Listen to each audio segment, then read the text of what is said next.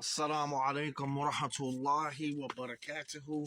This is series number 5 for the Muslims who are incarcerated in the Michigan Department of Corrections. And today, I like to say ahlan wa sahlan. For those who are joining the series, I hope you appreciate what I'm doing. I'm taking the time out of my day, so could you please leave a comment, like, or share, or do something. Follow, do something. This brother right here is the first brother that I ever gave the Kalima Shahada to. And when I met this brother, he was on Thorazine. They had him on all kind of medications. He was in his cell drooling on himself. So one day I was walking by and I seen him in that condition. Now, granted, he wasn't Muslim. I didn't know him from a can of paint. And so I come by the cell and I'm like, man, something just told me to help this individual. So I go into the jail cell and he's got it open and he's laying on the bed. He's like this. He's drooling from the mouth. So I go in there and I push him over and I see, his bed sheets it's kind of dirty. So I say, hey, bro, let me help you with the bed sheets. So I took the bed sheets and I went to the front and to the quartermaster and got him some new bed sheets, pillowcases, and a blanket. And so he thanked me later. And every time I would go to chow, he would never go to chow. Chow is the dinner, lunch, or breakfast. That's what we call chow. And he would stay in there and he would be just hooked on this medication. And he was just through, just period. So every day I would go to his cell 3 times a day through breakfast, lunch, and dinner chow. I would check on him. When we go to yard or recreation, I would check on him. I would sit in front of the cell and talk to him. And then we would slowly, I would get him to come out to the yard in the population and start walking around in circles. I mean, he was gone because of his case. And he was 14 years old. And he was sentenced to life in prison without the possibility of parole. And 14 years old, facing that type of time is a difficult, is a challenge. It hits you. And you can see it in his face. He didn't want to talk to anyone. They gave him his number. They gave him his blues. They gave him his bedroll and his medication, and that was it. He was gone. So one day we walk in the yard, and he asked me, he says, why are you helping me?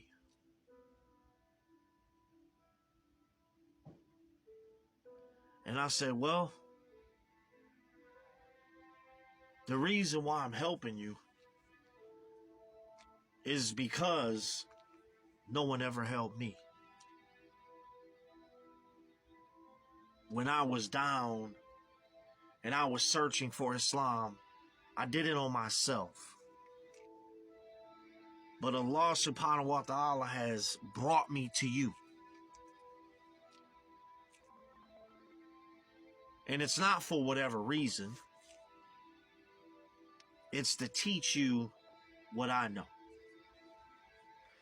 Because the Imam Malik and the brother Kareem, they would have me go on the yard and I would have to stand there and people would walk by the Muslims and I would say, hey, salamu alaikum.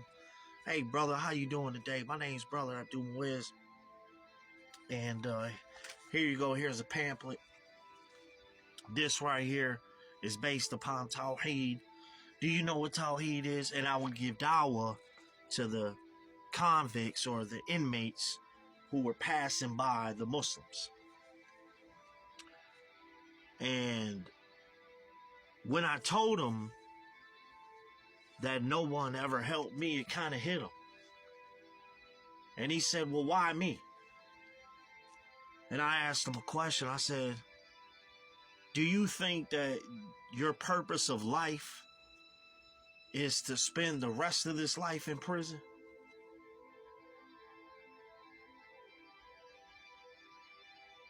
Let me repeat that again.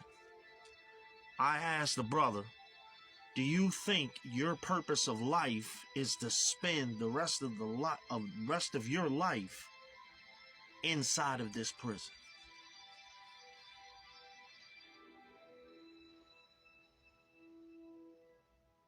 He said, no. Well, let's live. The brother learned the concept of Tawheed, and he was off and running. It gave him courage. Every day he was up for Salah. He threw away the medicine, picked up the Quran.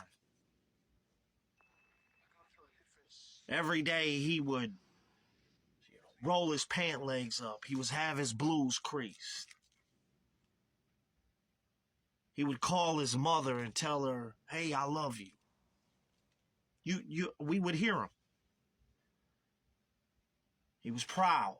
Islam gave him strength and courage to deal what society handed him.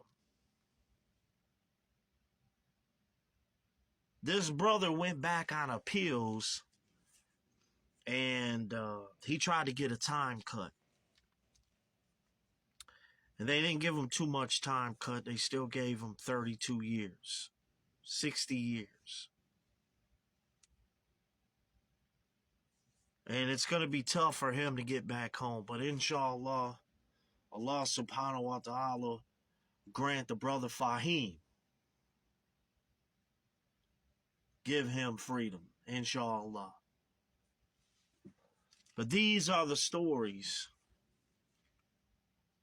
that people need to hear.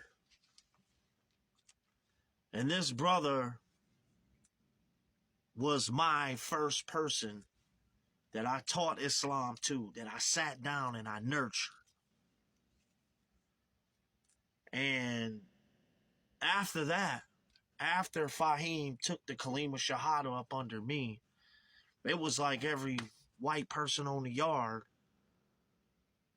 and from Southwest Detroit was coming in trying to take Kalima Shahada just because of what we accomplished together.